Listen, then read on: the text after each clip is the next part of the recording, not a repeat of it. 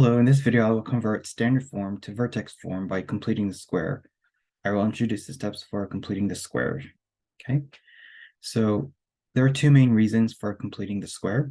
One main reason is converting standard form to vertex form, which is the main topic of this video.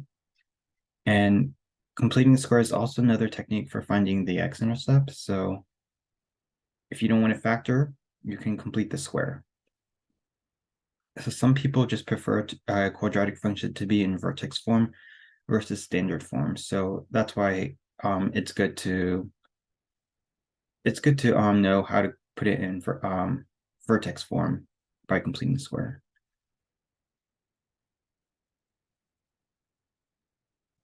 Okay, so let's talk about the steps for converting standard form to vertex form by completing the square. Now, these steps might sound confusing, but it all makes sense once we do the examples. So step one says move the constant to the right or the left side of the equal sign. So always move the constant on the other side. Step two says take half of b and square it and add it both sides of the equation. If the a value is greater than 1, make sure you factor out that a value before taking half of the b and squaring it.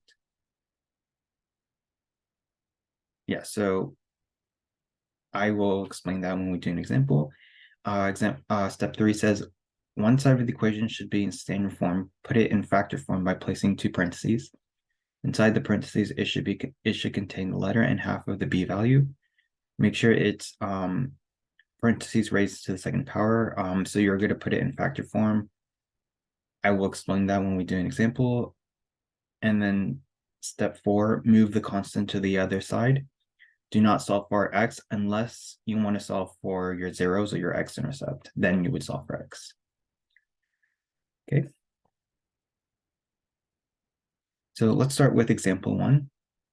Example 1 says convert standard form to vertex form by completing the square. Do not solve for x. Okay, so first I'm going to figure out my a, b, and c. So my a is 1, my b is -9, and my c is 18. Wait, no, actually I don't need these. What I would do first is set y to 0.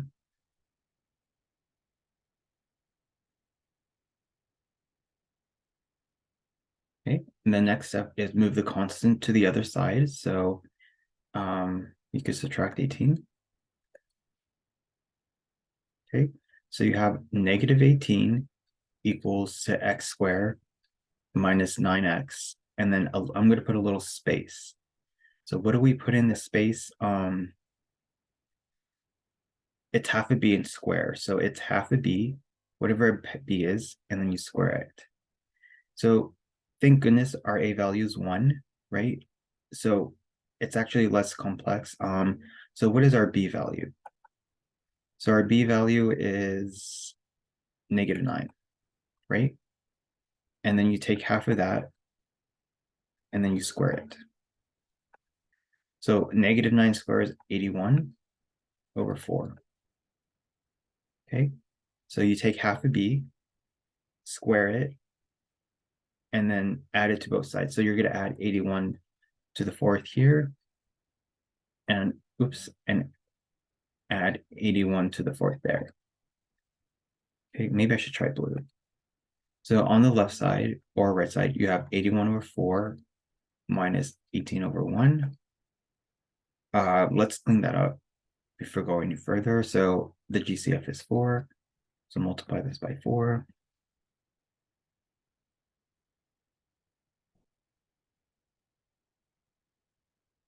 That's -72. 81 minus 72 is 9 over 4. And then on the right, you're left with x squared minus 9x, and then plus 81 over 4, right? Okay.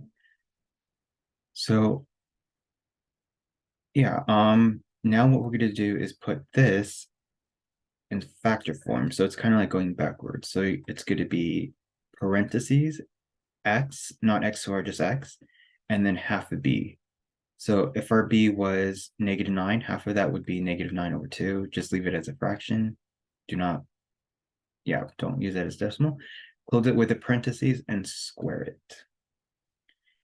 And then on the left side, you have 9/4. And then the last step says move the constant to the other side. So our constant is 9/4. So subtract 9/4. Subtract 9/4. So our equation, or it's f of x, equals to parentheses x minus 9/2, parentheses square, minus 9/4. Okay, so now we did convert it to vertex form, right? So this is your final answer. Um, they do not ask you for vertex, but what would be the vertex? It's the horizontal shift, comma vertical shift. So our vertex would be positive 9/4.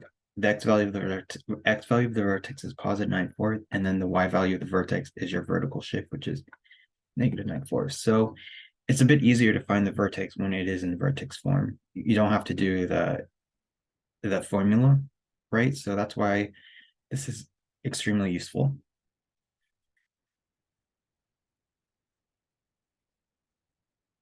Okay, go ahead and pause to write down any work.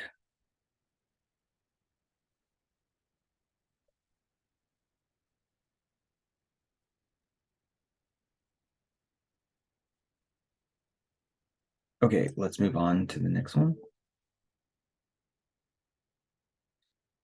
Okay, so example 2, same step. Convert standard form to vertex form by completing square. Do not solve for x.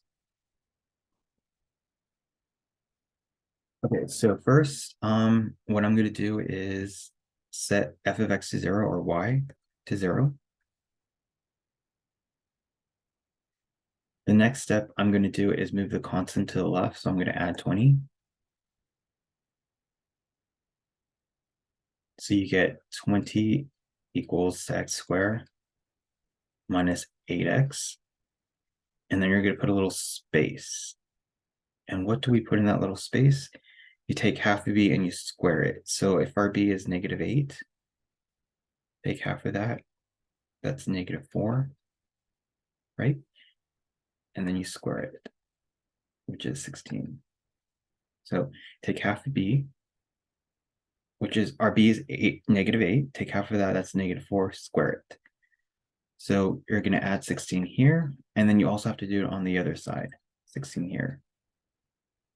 So on the left side, 20 plus 16 is 36. We have no fractions, so that's good. And then the right side, you're left with x squared minus 8x plus 16. Okay, then what I'm going to do is put this, it's kind of like going backwards, put this in factor form. So how do I write that as a factor form? It's going to be parentheses x and then half of b. So it's kind of like going backwards. So what was half our b? So if our b was -8, half of that is -4. Close it with the parentheses, square it. So basically, if you FOIL this out, you're going to get this. And then on the left side, you're left with 36. Okay. The next step is move the 36 to the right, or the constant all on one side. So subtract this 36. Okay, so now your final equation is going to be f of x equals to x minus 4 squared minus 36. Okay, so you just converted this. You converted from standard form to vertex form by completing the square.